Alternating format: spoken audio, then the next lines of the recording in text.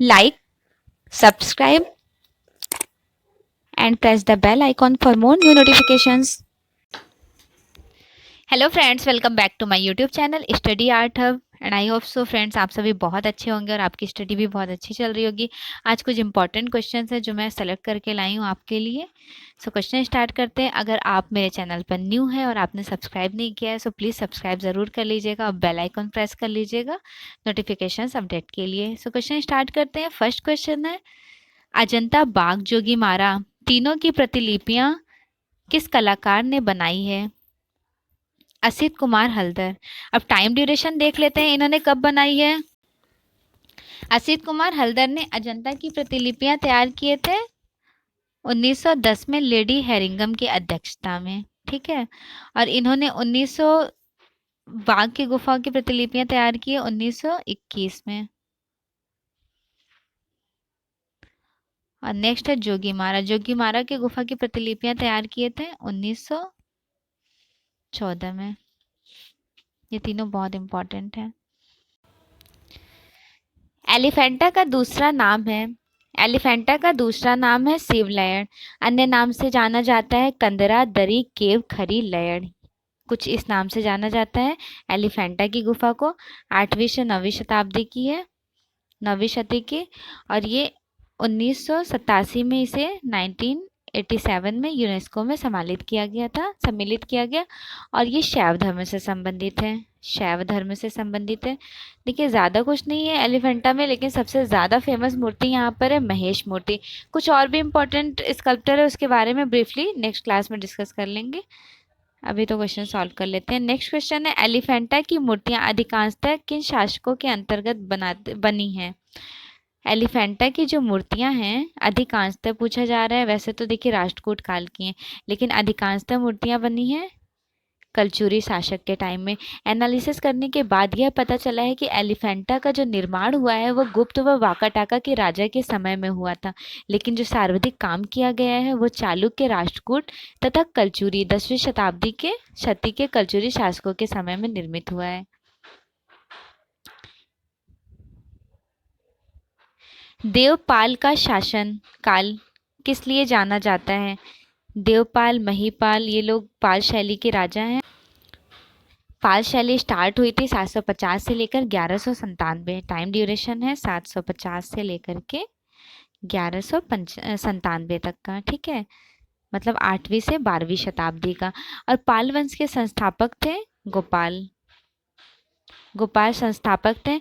और पाल वंश में देखिए बौद्ध धर्म के महायाना शाखा से संबंधित पेंटिंग्स मिलती हैं। पूर्वी मध्यकाल का है ये, टाइम ड्यूरेशन क्षेत्र रहा है। और इनके जो अन्य राजा हैं, किंग के बारे में बात कर लेते हैं कि पोथियां किस टाइम में हुई हैं। तो लघु चित्रण पाल शासक के समय में ही हुआ है। जो राजा थे धर्मपाल, देवपाल, महिपाल, जयपाल, रामपाल और विग्रहपाल प्रथम, द्वितीय और तृतीय। तो सबसे पहले धर्मपाल के बारे में डिस्कस करेंगे। धर्मपाल के समय में सबसे ज़्यादा जो मतलब बेसिक वर्क हुआ है वो आर्किटेक्चर पे हुआ है, स्थापत्य पे सर्वाधिक काम हुआ है। और देवपाल के समय में किस पर काम हुआ है? तो देवपाल के समय में पेंटिंग और स्कल्पचर पर ज़्यादा काम हुआ है, मतलब सर्वाधिक मूर्तियाँ और चित्रकला पे सर्वश्रेष्ठ काम किया गया है। फिर नेक्स्ट आ जाते हैं महिपाल। महिपाल के समय में सबसे ज़्यादा पाम मैन्युस्क्रिप्ट बने गए हैं, मतलब पोथियाँ चित्रण सर्वाधिक बनाई गई हैं। और यहाँ पर पूछा जा तो हमारे क्वेश्चन में ये पूछा जा रहा है कि देवपाल के शासनकाल में, तो देवपाल के शासनकाल में सबसे ज़्यादा पेंटिंग और स्कल्पचर पर फोकस किया गया है, चित्रकला और मूर्तिकला पर। और बाकी सबका भी ध्यान रखिएगा, धर्मपाल, देवपाल, क्योंकि कुछ भी एग्जाम्स में आ सकते हैं, ज़रूरी नहीं है कि यही। आर्टिस्ट है सोना मतासी व नौरंगपाल। इनका संबंध किस शैली से है? इनका संबंध है थंका शैली से। थंका शैली का ब्रीफ डिस्कशन थोड़ा देख लेते हैं, बहुत ज़्यादा नहीं है, थोड़ा सा है। यह मुख्य रूप से तिब्बत, कहाँ पर मतलब विश्वविख्यात है? तिब्बत। यह मुख्य रूप से तिब्बत की विश्वविख्यात शैली है। अन्य नाम जो केंद्र रहा है इसका चीन, नेपाल व भूटान। तो केंद्र ध्यान रखिएगा चीन, नेपाल और भूटान है। और भारत में कहाँ पर सबसे ज़्यादा मिला है? तो हिमाचल प्रदेश में।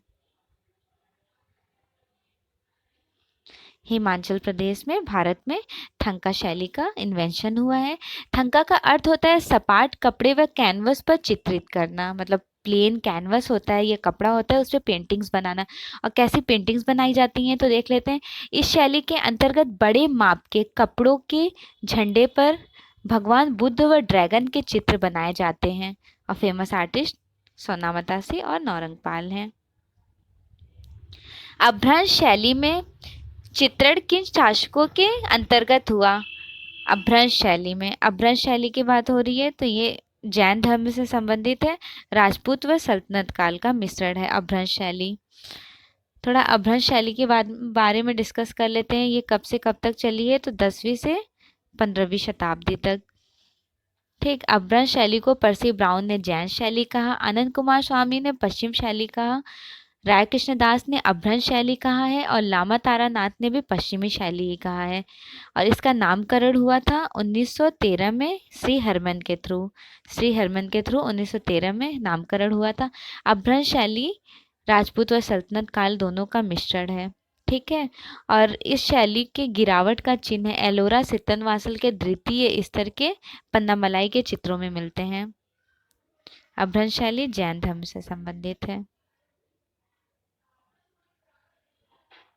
अपभ्रंश शैली भारत के किस क्षेत्र में पनपी थी? अपभ्रंश शैली भारत के पश्चिमी क्षेत्र में पनपी थी। देखिए, पूर्वी क्षेत्र में पाल, ठीक है, पूर्वी क्षेत्र में पाल है और पश्चिमी क्षेत्र में अपभ्रंश शैली है। अब ये इंपॉर्टेंट क्वेश्चन है कि पश्चिमी क्षेत्र कैसे हो गया, तो यहाँ पे थोड़ा डिस्कशन देख लेते हैं कि पश्चिमी शैली क्यों कहा गया है अपभ्रंश शैली। सबसे पहले किसी भी मतलब आर्ट मूवमेंट के बारे में डिस्कस करने से पहले देखते हैं ये कहाँ कहाँ पर चला था। तो ये मालवा, गुजरात, राजस्थान और जौनपुर में, इसलिए ये पश्चिमी शैली कही जाती है। महमूद गवां का मदरसा स्थित है? महमूद गवां का मदरसा है बीदर में। देखिए, दक्षिणी शैली है। दक्षिणी शैली का 5 पार्ट्स है ना, बीजापुर, अहमदनगर, गोलकुंडा, बीदर और बरार। लेकिन जो हमारी पेंटिंग के दृष्टि से देखा जाए तो ज़्यादा जो इन्फ्लुएंशियल पार्ट है जो हमें पढ़ना है वो है बीजापुर, अहमदनगर और गोलकुंडा। बीदर और बरार को नहीं, पेंटिंग्स में नहीं इंक्लूड किया जाता है, मतलब यहाँ से ज़्यादा पेंटिंग्स वगैरह नहीं मिली हैं। लेकिन ये महमूद गवां का जो मदरसा है उसके लिए बहुत फेमस है बीदर। बाबर को किस पद शैली का जन्मदाता माना जाता है? बाबर को मुंबईयान शैली का जन्मदाता माना जाता है। और फ्रेंड्स, अगर बाबर सोन नदी पार करते हुए तथा बगीचे में दावत करते हुए किसने चित्रित किया है? ये पेंटिंग बनाए थे आर्टिस्ट जगन्नाथ। अकबर के टाइम में चित्रित हुआ है, कलाकार थे जगन्नाथ। ठीक है, कलाकार जगन्नाथ थे, अकबर के टाइम में चित्रित हुआ है। और कुछ ब्रीफ डिस्कशन देख लेते हैं कि ये कौन सी पोथी में चित्रण हुआ है इसका। तो ये वकायते बाबरी बाबरनामा में चित्रित किया गया है, जिसमें पूरे 48 कलाकार ने पूर्ण किया है। 144 पेंटिंग थी, 144 पेंटिंग थी बाबरनामा में। और उसी में ये बाबर सोन नदी पार करते हुए और बगीचे में दावत करते हुए भी पेंटिंग्स बनाई गई है। खमशा निज़ामी कहाँ संग्रहित है? ये ग्रंथ है खमशा निज़ामी, अकबर के टाइम में चित्रित हुई है और ये संग्रहित है ब्रिटिश संग्रहालय लंदन में। खमशा निज़ामी का टाइम ड्यूरेशन है, कब चित्रित हुआ था, तो ये हुआ है 1596 से लेकर के 97, 1 साल में कंप्लीट किया गया है। और इसमें शिकार दृश्य युक्त हाशिए बनाए गए हैं। कलीला दमना किसका फारसी अनुवाद है? पंचतंत्र का। कलीला दमना पंचतंत्र का फारसी अनुवाद है और पंचतंत्र विष्णु शर्मा का है। पंचतंत्र के लेखक है विष्णु शर्मा और कलीला दमना इसके राइटर हैं कवि रुद्गी, कवि रुद्मी, कवि रुद्मी, कवि रुद्मी के द्वारा लिखा गया है कलीला दमना।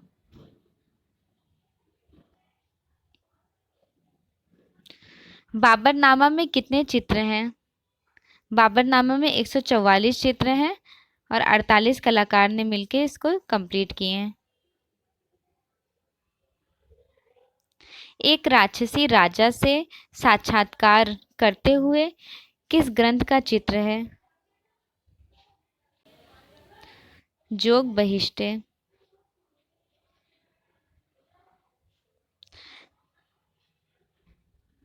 अकबर के अहमदाबाद पर तूफानी हमलों पर चित्रण किस कलाकार ने किया था? सांवल दास ने। और टोटल 6 गुजराती, अकबर के टाइम में 6 गुजराती चित्रकार हैं। किस मुगल शासक के दरबार में प्रति सप्ताह प्रदर्शनी का आयोजन होता था? तो मतलब पर्टिकुलर 1 वीक में जो एग्जीबिशंस होते थे वो अकबर के टाइम में होते थे। जहांगीर का मकबरा कहाँ स्थित है? जहांगीर का मकबरा है लाहौर में। जहांगीर काल में किस प्रकार की पगड़ी का प्रयोग किया गया है? खिड़कीदार पगड़ी का प्रयोग किया गया है। देखिए सिंपल पगड़ी जो होती है, नॉर्मल पगड़ी, इसका यूज किया गया है सिंपल पगड़ी का अकबर के काल में। और खिड़की नुमा पगड़ी का पगड़ी बनाया गया है जहांगीर के काल में। और नेक्स्ट है छज्जेदार पगड़ी। इस तरह से जो छज्जेदार पगड़ियाँ होती हैं, एक एज्यूम कर लीजिए इस तरह से, तो वो बनाया गया है शाहजहां के टाइम में। सलीम का जन्म किस ग्रंथ का प्रसिद्ध चित्र है?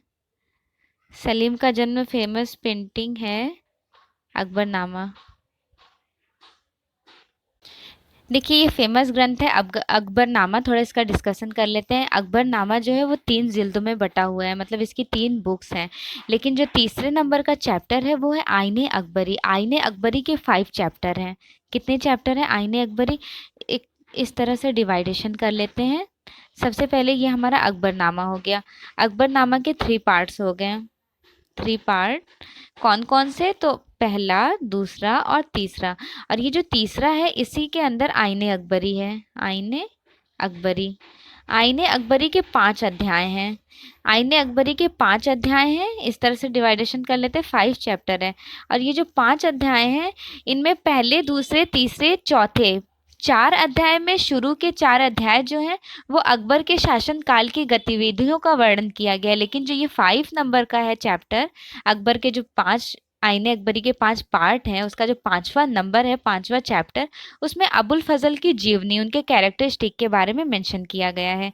और ये अबुल फजल का जो आईने अकबरी है वो 1595 में, टाइम ड्यूरेशन है 1595।